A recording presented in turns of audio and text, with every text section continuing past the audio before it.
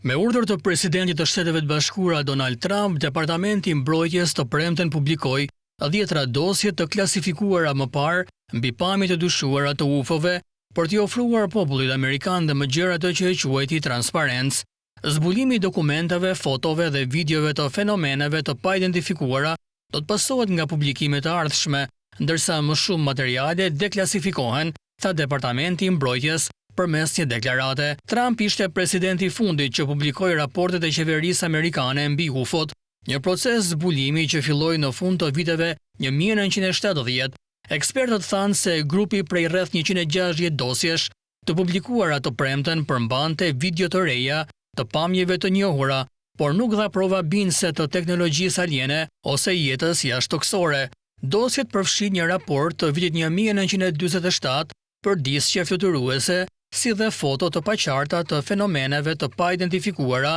të marra nga sipërfaqja e hënës nga misioni hënor Apollo 12 i vitit 1969 dhe një transkript të ekuipazhit Apollo 17 që përshkruan objekte të pa identifikuara të para nga hëna në vitin 1972. Një nga videot më interesante është ajo e quajtur lampadari, një kryq në formë ylli, por që sipas disa analistëve mund të jetë thjesht një iluzion si pasojë e përdorimit të teleskopit mbi një yll. Disa kritikë konsiderojnë zbulimet e UFO-ve si një shpërqendrim nga problemet politike të Trump, duke përfshirë fushatën jo popullore ushtarake amerikane kundër Iranit dhe presionin publik për të publikuar dosje të mëtejshme të lidhura me abuzuesin seksual Jeffrey Epstein. Zbulimi të dhënave ka të ngjarë të nxisë debat të ri mbi sekretin qeveritar dhe ekzistencën e mundshme të jetës diku tjetër në kozmos.